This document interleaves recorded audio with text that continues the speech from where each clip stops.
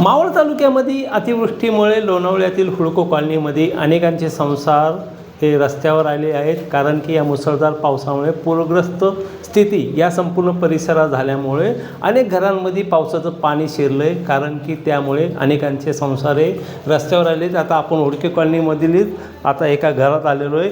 या घरामध्ये आपण पाहू शकता की कशा पद्धतीने हे जे परिवार आहेत ते अजूनही चिखल साफ करत आहेत।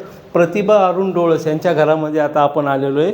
या घरामध्ये आपण ही भयावह परिस्थिती पाहू शकता की कशा पद्धतीने हा संपूर्ण संसार हा उघड्यावर आलेला आहे, कारण की आता जरी पाहायला गेलं तरी लोणावळा प्रशासनाने जरी आता मदतीचा जरी हात पुढं केलेला आहे, मात्र अद्यापपर्यंत कोणतीही मदत या परिवारापर्यंत पोहोचली नसल्याचा आता दावा हे परिवार करत आहे। आता आपल्यासोबत परिवारचे सदस्य आपण त्यांच्याशी चर्चा करणार आहेत।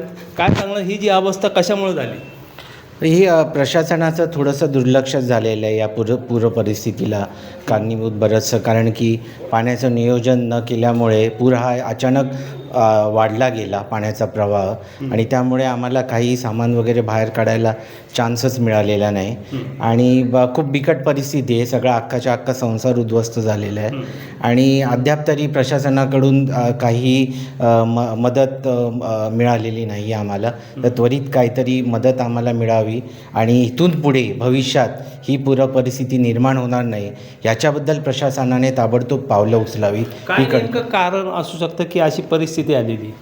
हे पाणी अचानक सोडण्यात आलेलं आहे, आणि त्याचा जो वेग होता तो भयंकर होता, आणि तो फास्ट वाढला, त्याच्यामुळे लोकांना चान्सच मिळालेला नाही आहे। काय सांगणार ताई, संपूर्ण तुमचा संसार आता रस्त्यावर आलेला आहे? सगळं रस्त्यावरच आलेलं आहे, काही शिल्लक राहिलेलं नाही आहे। धान्य भरलेलं सगळं वाहून गेलेलं आहे। मुलांची पुस्तकंसुद्धा गेलेली आहेत, काही शिल्लक राहिलेलं नाही आहे। म्हणजे काय असं बोलावं ना प्रशासन, काही कळत नाही, असं काही शिल्लक राहिलेलं नाही। पुराचं पाणी कुठपर्यंत आलं होतं? पुराचं एवढं म्हणजे मी तर पूर्णच बुडलेली आहे असे, त्याच्या ह्याच्यातनंच आम्ही वाट काढत हे केलं। ही जी लाईन हां, ही जी पूर्ण लाईन आहे हे गेलेलं आहे, त्या लाईनीपर्यंत पाणी आलं होतं। ज्यावेळेस पुराचं पाणी आलं घरामध्ये, त्यावेळेस कोण कोण होतं घरात? माझी मिसेस, मी आणि 2 मुलं होती।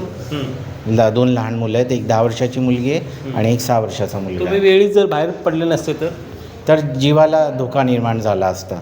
पण अचानक हा जो पाण्याचा फुगवटा कशामुळे आला की हे जे नाल्यांवर जे घर बांधण्यात आले, बंगले बांधण्यात आले, त्यामुळे हा फुगवटा आला असं वाटतंय का? हो तसं आहेच।